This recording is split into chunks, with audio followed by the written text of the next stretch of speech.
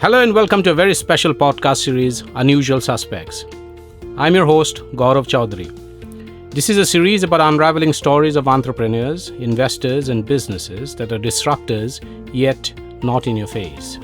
Their disruptions have consistently delivered on the purpose and the mission they've embarked on. Their values are as strong as the mission. While they're ruthless in pursuing their ambition, they don't stray from being leaders who are not just admired for the vision and relentless pursuit, but also for how they're building an ecosystem of believers who consistently push the boundaries. They allow principles to take precedence over ad hocism. For them, profitability is as important as scale, creating and leading new categories and innovations.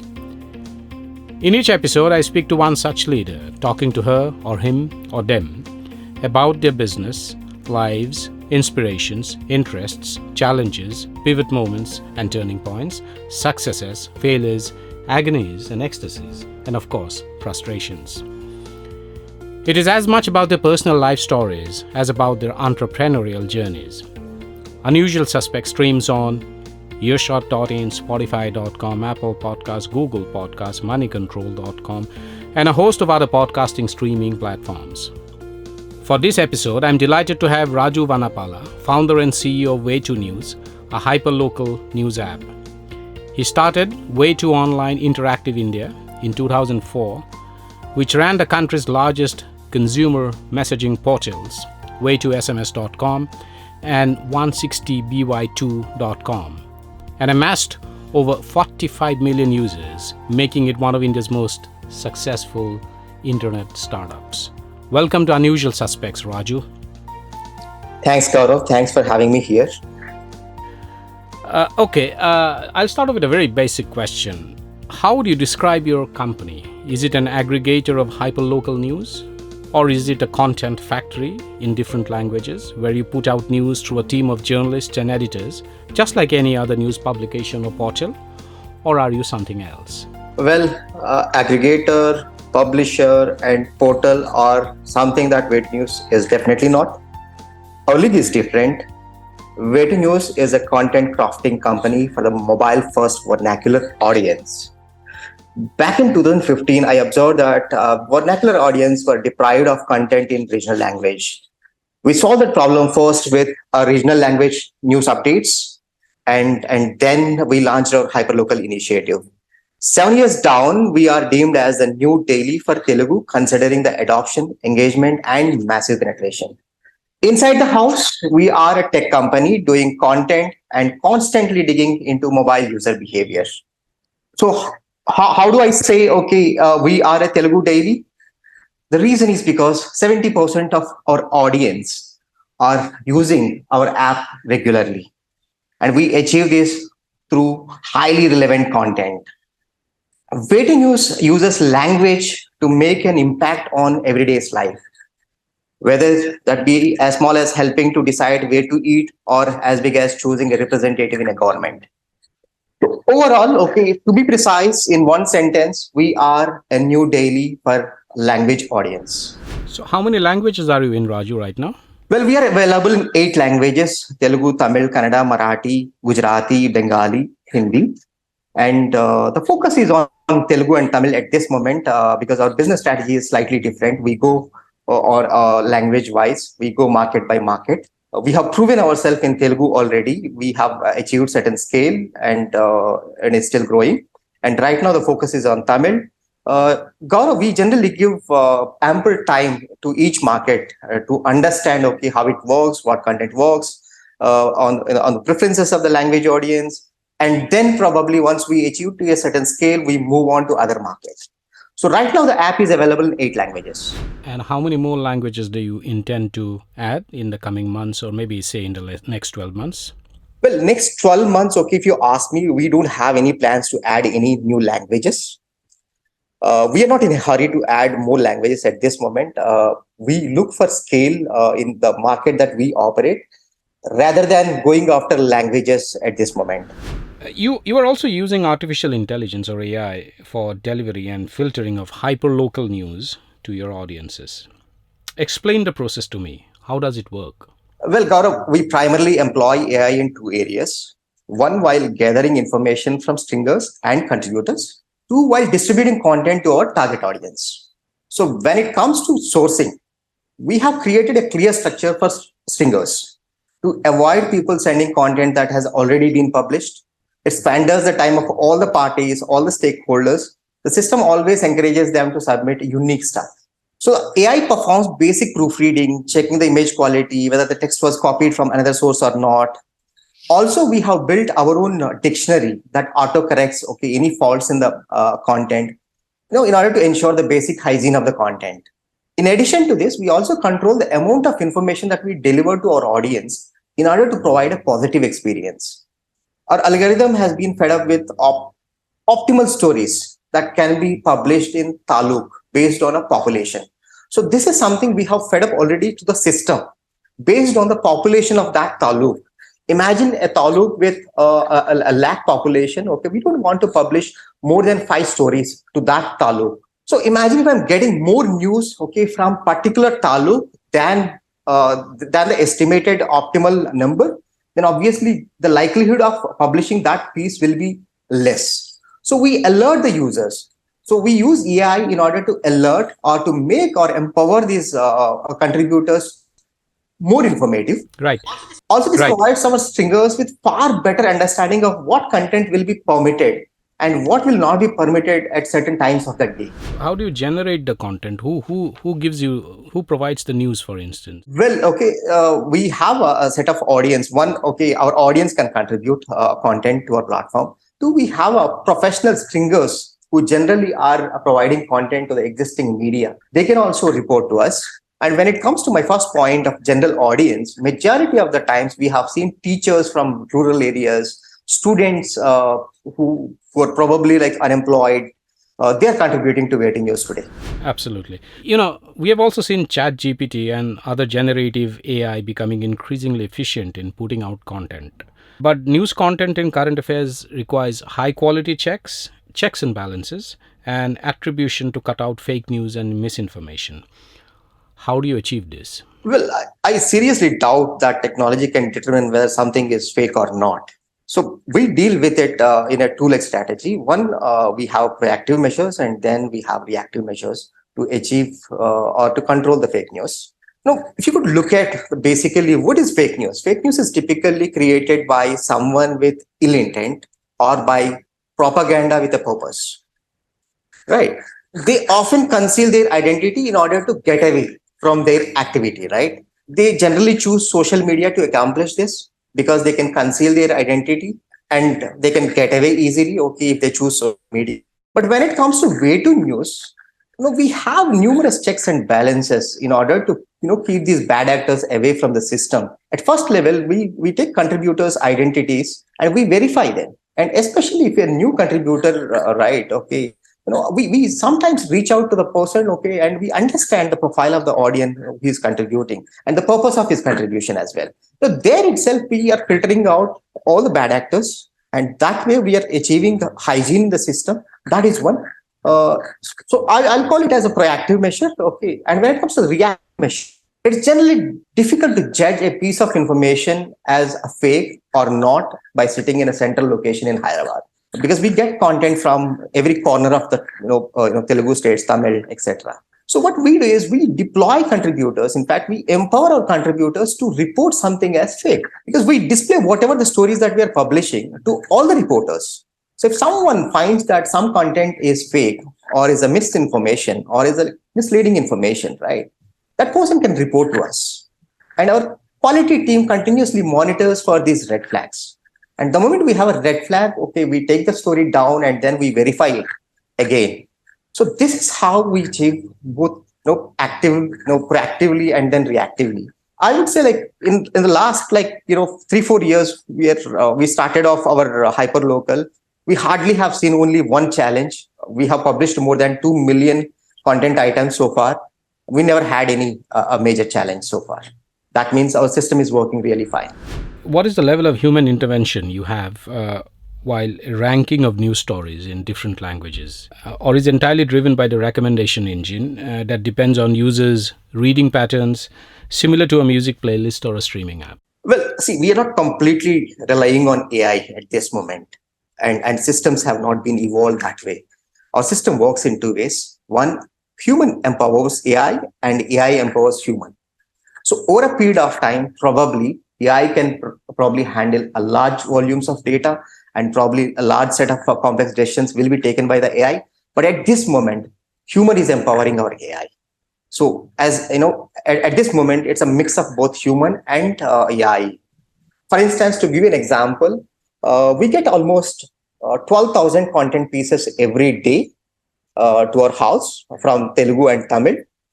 And we have around 22 people who are handling all these 12,000 content pieces. So you can understand the level of AI that does, okay. It's not easy to handle 22,000, so 12,000 content pieces a day.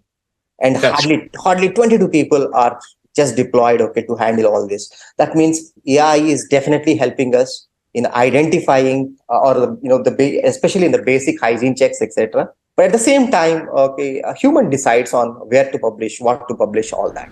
That's right. Raju, you are in a space which is news and current affairs, where content consumption habits and behavior is witnessing a sweeping transformation. That is primarily because of technology and also because of demographic changes. How are you making yourself relevant among the younger population who are relatively unfamiliar with newspapers and news television?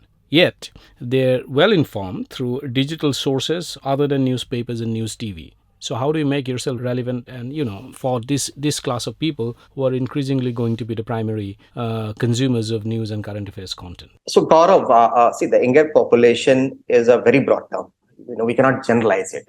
What we have done is we started, understanding. Generally, right? Okay, media is not meant for a younger audience. So media is meant more for mid-age and then probably older age audience. That's how it is so far. And that's how even the media is also publishing their content. So we really wanted to change it. Okay, as a mission, right? We wanted to make news relevant to a billion Indians. That's what our mission is all about. So we started studying about the younger audience behavior.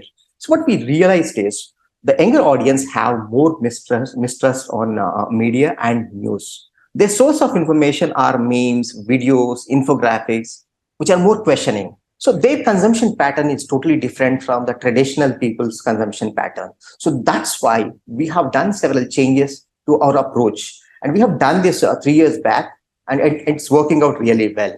And earlier, like we have more mid-aged audience, okay, over 35 and above. But now we have a large set of audience, a large set of young audience as well. So what we have done for this? Well, like we have deployed younger journalists inside our house. Unlike going after for experienced people, okay, to write content. So what we thought is we need a young set of audience. You know what? Okay, we have a 19-year-old guy who is writing content, in fact, and he's not a journalist, by the way. He's not a trained guy, but he knows. Okay, he's a blogger. So we brought this guy, okay, inside in order to understand or in order to provide the right set of content to the young audience. And what we do is in terms of format as well. We provide a lot of infographics. We provide memes. We do a lot of cricket content. We do content from social media as well. In a way, we are trying to mimic social media in order to engage with a young audience. Right. And what's your business model? How do you earn money? How does the unit economics work for Way to News? Well, advertisements are the monetization model. And right, okay, so we just follow the same newspaper strategy here. So everybody knows, okay, newspaper circulation is gradually declining, and we are a big believer that newspapers are no more relevant because they publish content the next day, and because of digital, the content is available readily and at this moment, and minute by minute updates are possible now. So what we believe is by 2027, most probably newspapers will become a minimal, okay, their impact will become minimal on the consumers. So more and more marketers will probably migrate their budget to digital. So we wanted to target this section of marketers who wanted to migrate from print to the digital. So our model is we are just mimicking the newspaper model. We sell ads based on cost per day. We just followed whatever newspaper does. We do the same. Newspaper generally charges very high on first paper and low on the last paper, right? We follow the same strategy here. And what is the kind of MAUs you have, monthly active users? Well, our mouse are closely touching 9 million right now. Okay. Okay, and majority of these are from Telugu and Tamil. How do you plan to take on competition? Because you mentioned newspapers, and that's the reason I'm asking you this question. Because this space is dominated by very large legacy players, and they have decades of credibility in news and current affairs. So, what do you intend to do to make yourself stand out? So, Gaurav, we have two sets of competitors. One, traditional legacy media players like Inadu, Tanti, and Malayalam Manorama in regional markets. And then we have digital large players like Daily Hunt, InShots. InShots has another app called Public. So these will become our competitors. Well, our model is totally different. Number one, okay, we are a short news application. Our format itself is more relevant to our audience. The new age audience. Number two, the vernacular content. Okay, as I mentioned, like we are a content crafting company. We provide experience. We not only provide content, we are offering great experience on the application. And our numbers are showing that our organic user acquisition is at almost a million, close to a million, which is far larger. The app has the ability to acquire users organically. And generally, news does not command virality. But our application is displaying or probably demonstrating that, okay, it can attract users organically. That's how we differentiate with others. What's your view about a purely subscription-based news operation? Do you think Indians will pay for reading news? Well, it all depends on the propensity to pay. Okay, if you ask me at this moment, the propensity to pay, okay, the size of the market is very less, but the market is maturing, more and more moving towards subscription. I believe both the models will coexist, the ad-funded model and the subscription model. If you ask me, okay, whether a subscription model can probably survive on its own, yes, down the line, but probably may not be at this moment. You have recently raised your Series A funding of $16.75 million. What's the runway for this? A large part of this will probably be used in tech and related areas, isn't it? Well, we haven't burned much so far. Okay, as you know, right? Okay, we believe in building the business with fundamentals. I'm a bootstrapped entrepreneur for almost 16, 17 years. So we know how to, we're very conscious about our spend, and we are definitely not going after growth at all costs. Rather, we wanted to grow consciously, we wanted to grow systematically. So obviously, we have a lot of money still in the bank. We have almost 80% of the money left out in the bank still. And I strongly believe we have 2 more years of runway left.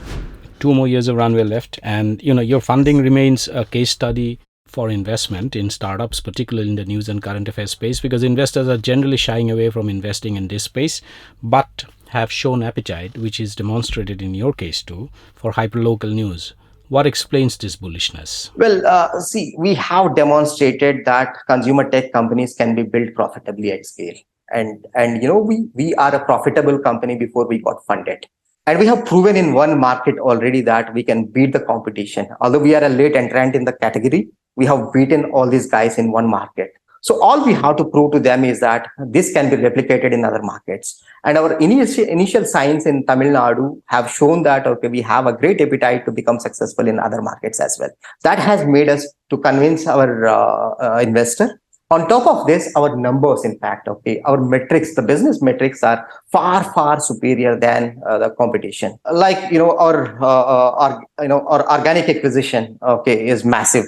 The business requires, you have to pump in money for several months, okay, initially to achieve to a certain scale. After that, the business has the ability to acquire users organically and grow on its own.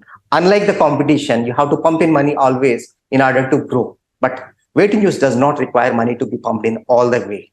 And we have shown this in Telugu market already. And then, our retention is in fact, okay, I would say we have a gold standard retention here. Okay, our 30-day retention is at 45%, which is as good as Toutiao. Toutiao, right? Toutiao is the content king in China. Waiting news is the only entity that matches with Toutiao's retention globally. And our, engagement, right? 70% of our audience, they visit our app regularly. So we have a MAU to DAO ratio is very high. All these numbers are category, in fact, I would say category defining numbers. So that's what made investor to probably bet on us. Right. And a final question, what next? What's the path to profitability look like? By when do you expect to be profitable? What's your broad exit strategy? Well, as I mentioned, right, we are a profitable company. Before we got funded. We're profitable in Telugu language already, where we have a massive scale. We are growing here in Telugu, yet we are profitable. So we look at the profitability metric by market wise, in fact. So right now, a lot of the funding that we have raised is getting into Tamil Nadu market. So obviously, Tamil Nadu market, we are bleeding right now, we are burning right now. But it's a matter of time, okay? At certain scale, right? Maybe, okay, once we achieve a million plus kind of a DAOs, the business will become profitable and it does not require money to be pumped in further. And when you asked about the exit strategy. See, right now, we are not looking for any exit. It's too early to think about exit strategy because we just got funded, right?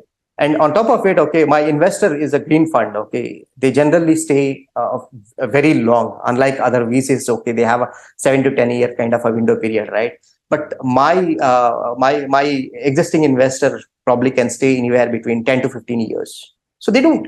In fact, they don't generally push us okay for an exit. Number one. Number two, we don't have any pressure from the existing investor to think about an exit strategy at this moment. So we are more focused on our mission to make news relevant to a billion Indians than thinking about exit at this stage. Absolutely. Thank you so much, Raju Vanapala, for taking the time out and dropping by to have this conversation and share your insights on multiple areas, including the prospects of hyperlocal news, particularly in the vernacular language space, and also how the news in the current affairs industry is going to play out over the next few years, the prospects for newspapers and legacy media houses, and the opportunities that lie far away from the Hindi and English news space. Thank you so much, Raju. Thank you, Gaurav. Thank you so much for bringing all the insights to language audience, and thank you so much you being in the same space. It's great to share insights with you. Okay, the other day also, and I'll be in touch with you. Great. Thank you so much. Thank you so much.